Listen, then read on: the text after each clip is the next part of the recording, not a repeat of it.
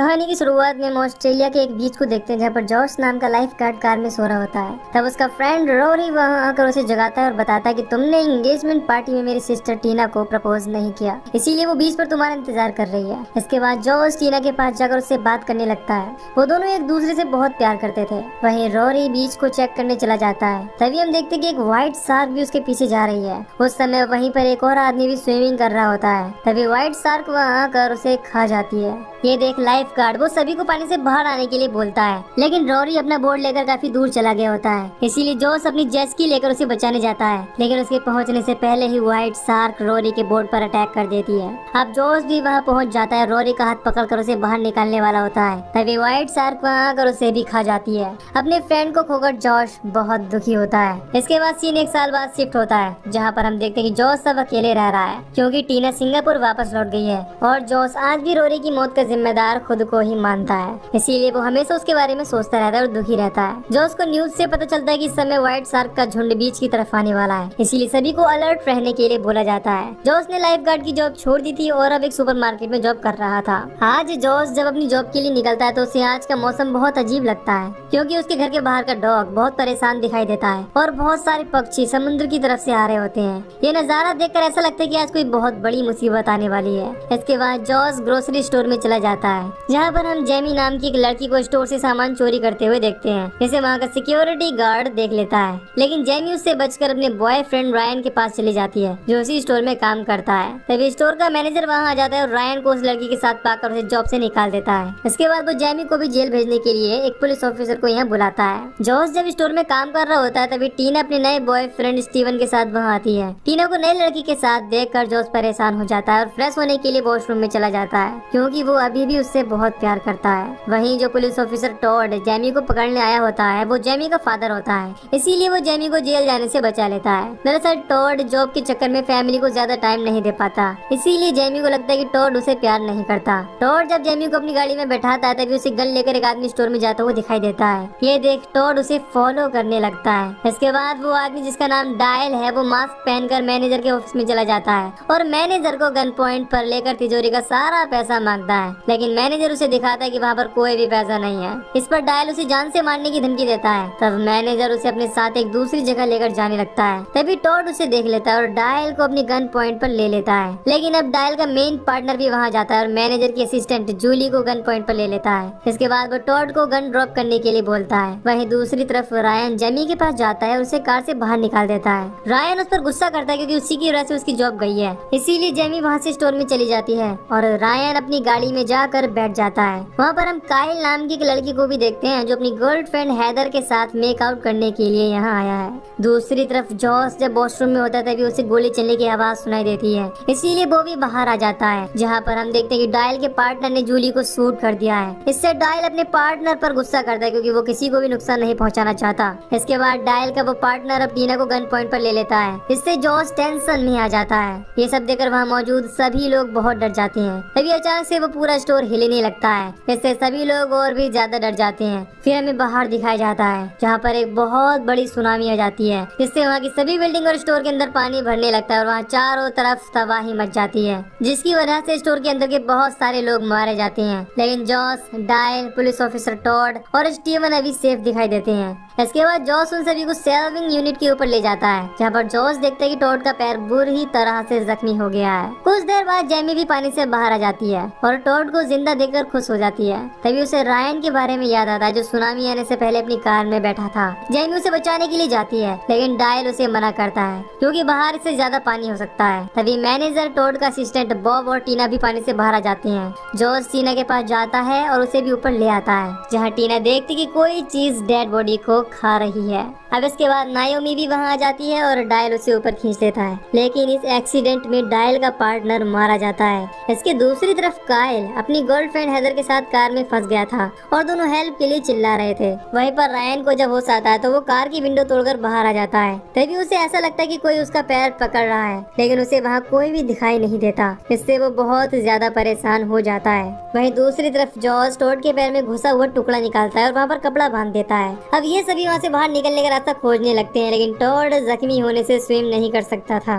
इसीलिए टीना, स्टीवन और बॉब मदद खोजने के लिए वहाँ से बाहर जाने के लिए निकलते हैं। टीना और स्टीवन मेन आउटपुट की तरफ जाते हैं और बॉब वेयर हाउस की ओर जाता है। तभी नायोमी को पानी में एक बड़ी सी चीज तैरती हुई दिखाई देती है। इसे देख जॉस सभी को ऊपर आने के लिए बोलता है। टीना और स्टीवन देखते कि मेन आउटपुट का डोर ब्लॉक हो गया है, इसीलिए वो जल्दी से ऊपर आ जाते हैं, लेकिन बॉब को व्हाइट शार्क पकड़ लेती है। जेमी और टॉड उसे बचाने की कोशिश करते हैं, लेकिन व्हाइट शार्क उसकी बॉडी के टुकड़े टुकड़े कर देती है। इसे देख सभी बहुत डर जाते हैं। इसके बाद उनको वहाँ पर एक बहुत बड़ी व्हाइट शार्क दिखाई देती है। इसे देख सब समझ जाते हैं कि वो एक बहुत बड़ी मुसीबत में फंस चुके हैं। वहीं दूसरी तरफ पार्किंग एरिया में रायन को चारों तरफ डेड बॉडी दिखाई देती है। इसे देखने से ऐसा लगता है कि किसी चीज ने उनको खाया है। अब कायल भी अपनी कार के अपर पार्ट को खोलकर बाहर निकलता है। हैदर को भी वहाँ एक बड़ी व्हाइट शार्क दिखाई देती है जो उनकी कार के ऊपर अटैक करना शुरू कर देती है।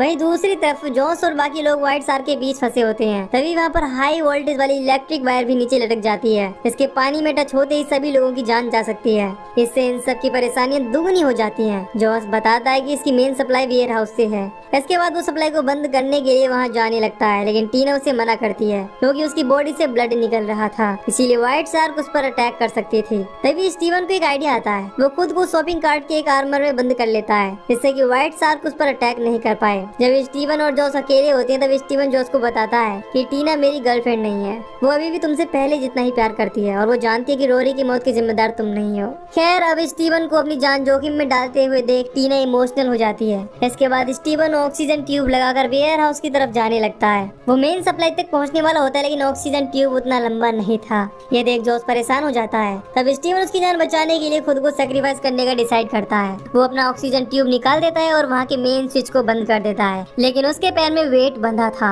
इसीलिए वो काफी कोशिश के बाद भी पानी से बाहर नहीं जा पाता और अपना दम तोड़ देता है। ये देख टीना बहुत रोने लगती है। वहीं अब डायल डिसाइड करता है कि वो कभी भी चोरी करने का काम नहीं करेगा।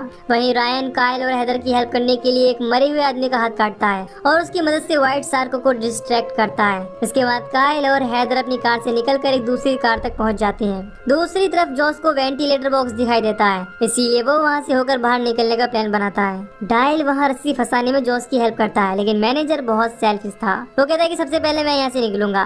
डायल और जॉस उसकी बात मान जाते हैं, लेकिन वो जैसे ही वहाँ से बाहर निकलने की कोशिश करता है वहाँ पर बहुत सारे केकड़े आ जाते हैं। इससे मैनेजर बहुत डर जाता है और चिल्लाने लगता है। तभी उसकी आवाज सुनकर व्हाइट शार्क वहाँ पर आ जाती है और उसकी बॉडी को बीच में से काट देती है। इससे देखकर सबकी हालत खराब हो जाती है। अब इनको समझ में आ जाता है कि वहाँ से बाहर जाने का आइडिया बेकार है। दूसरी तरफ हैदर को दिखाया जाता है। वो कायल से नाराज थी क्योंकि कायल ने उसके डॉगी को कार के अंदर ही छोड़ दिया था। अब रायन कायल तक पहुँचना चाहता था, लेकिन वहाँ कोई रास्ता न पाकर वो पाइप के ऊपर लटक कर जाने का डिसाइड करता है। वो पाइप की हेल्प से वहाँ तक पहुँचने वाला होता है, तभी उसका हाथ छूट जाता है और वो पानी में गिर जाता है। लेकिन व्हाइट शार्क के अटैक करने से पहले ही कायल उसे बाहर खींच लेता है, लेकिन इस दौरान वो खुद पानी में गिर जाता है। रायन और हैदर उसकी हेल्प करने की कोशिश करती है, लेकिन व्हाइट शार्क उसकी बॉडी के टुकड़े टुकड़े कर देती है। वहीं सुपरमार्केट के अंदर डायल व्हाइट शार्क को एक हुक में फंसाकर वहाँ से बाहर निकालने का प्लान बनाता है, लेकिन इसके लिए उसे एक मीट हुक की जरूरत पड़ेगी। अब जेमी किसी तरह व्हाइट शार्क से बचते हुए बूचर सेक्शन में पहुँच जाती है। इसके बाद वो रस्सी में हुक और मीट का टुकड़ा फंसा देती है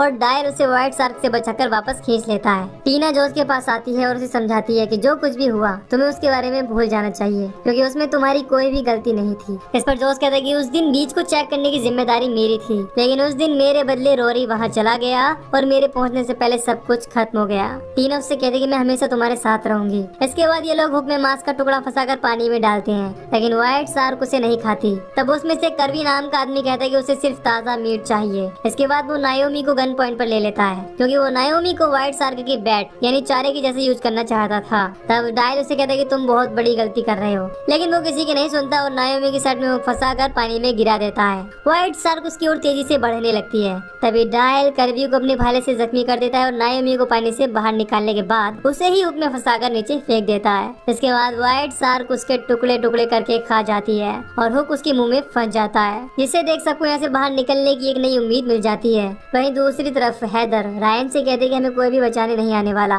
तब रायन उसे समझाता है कि हो सकता है कि हमारे जैसे ही बाकी लोग भी ऐसे ही फंसे हों। तभी हैदर की डॉगी बुली भी वहाँ जाती है। इसके बाद रायन पाइप को बजाकर हेल्प की सिग्नल देता है। इसे सुनकर जेमी समझ जाती है कि वो रायन है, इसीलिए वो उसे बचाने के लिए चली जाती है। ये देख टॉड उसकी हेल्प के लिए जॉस को उसके पीछे भेजता है। इसके बाद जॉस और जेमी कार पार्किंग में जाते हैं, तभी व्हाइट शार्क उनकी ओर आने लगती है। ये देख दोनों टॉड की कार पर चढ़ जाते हैं। तब जेमी जॉस से बताती है कि इस कार के अंदर शॉर्ट गन रखी हुई है। इसके बाद जॉस किसी तरह व्हाइट शार्क से बचकर शॉर्ट गन निकालता है और उसे मारने के लिए पानी में चला जाता है। फिर व्हाइट शार्क जैसे ही अटैक करने आती है, जॉस उसके नीचे होकर उसे शूट कर देता है, जिससे उस व्हाइट शार्क की मौत हो जाती है। दूसरी तरफ बाकी लोग स्टोर से बाहर निकलने का रास्ता खोजते हैं, लेकिन वो एंट्रेंस एक ट्रक से ब्लॉक हो चुकी थी, इसीलिए डायल ट्रक को ब्लास्ट करने का प्लान बनाता है। अब जॉस और जेमी भी रायन और हैदर को लेकर वहाँ जाते हैं। इसी बीच हुक में फंसी हुई व्हाइट शार्क अग्रेसिव हो जाती है और वो खुद को आजाद कर लेती है। ये देख जॉस सभी को पानी से बाहर जाने के लिए बोलता है, क्योंकि अब डॉयल भी ट्रक की बैटरी में इलेक्ट्रिसिटी देने वाला है। जॉस व्हाइट शार्क को शॉर्ट गन से शूट करने जाता है, लेकिन उसमें बुलेट नहीं थी।